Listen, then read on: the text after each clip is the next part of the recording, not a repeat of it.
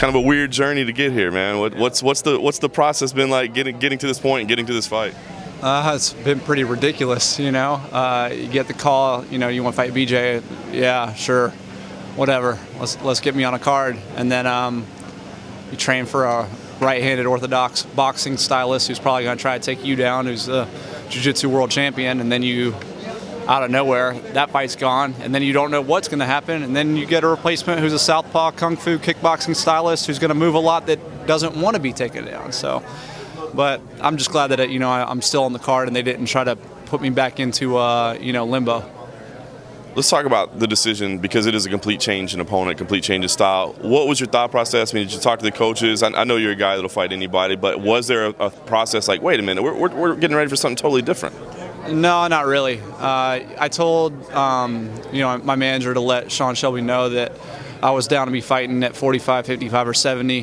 just get me on a card. I'm ready at any time. So when the change happened, obviously it's like, well, that's way different. But at the same time, I was beggars can't be choosers. I'm ready to fight. Hey, let's make it happen.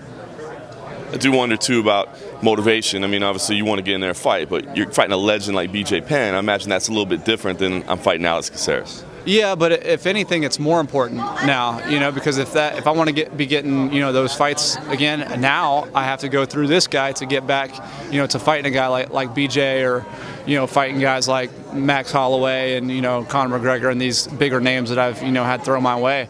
So I don't think that this fight is less important. If anything, it's more important.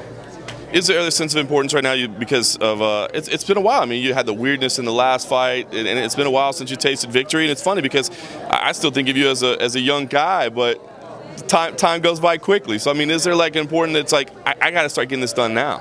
Yeah, I mean, like you get some bad luck go your way. It's like string of injuries, string of awkward things that have happened in my fights. And I mean, since 2013, you can go back and see a bunch of crazy BS happening in my bouts. And it's like, man, why does this stuff always happen to it's not me going, why does this always happen to me? But then when I notice that other fans are saying, why does this stuff always happen to Cole? I'm like, man, okay, at least it is obvious, that this is happening. But it's this is to be in the UFC for this amount of time, you have to be an enduring individual.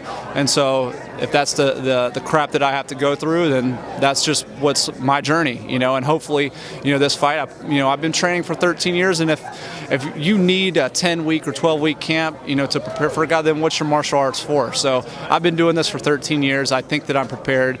I think that I'm the better fighter in every area, but we'll find out what happens on June 4th.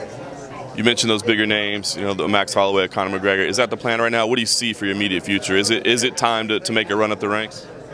I mean, yeah, but it's going to start off. I mean, I think that I'm already on that skill level. I think that when people look at the caliber of skill that I have, people go, okay, Cole can make a fight with anybody. That's why they called me to fight BJ Penn. They know that even on 3 weeks' notice, I can give anybody a fight, any top level fighter.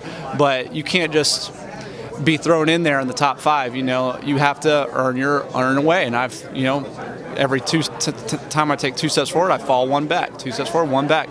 But so I got to start off with Alex over here, and then see what happens after that. I'd like to be getting on UFC 201.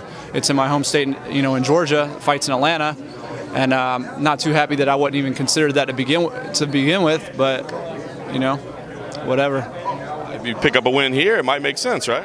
Yeah, that's what I'm thinking. I'd like to get a win, get out unscathed, but go in there and fight like I normally fight. And if I can come out uninjured, then make a push for that.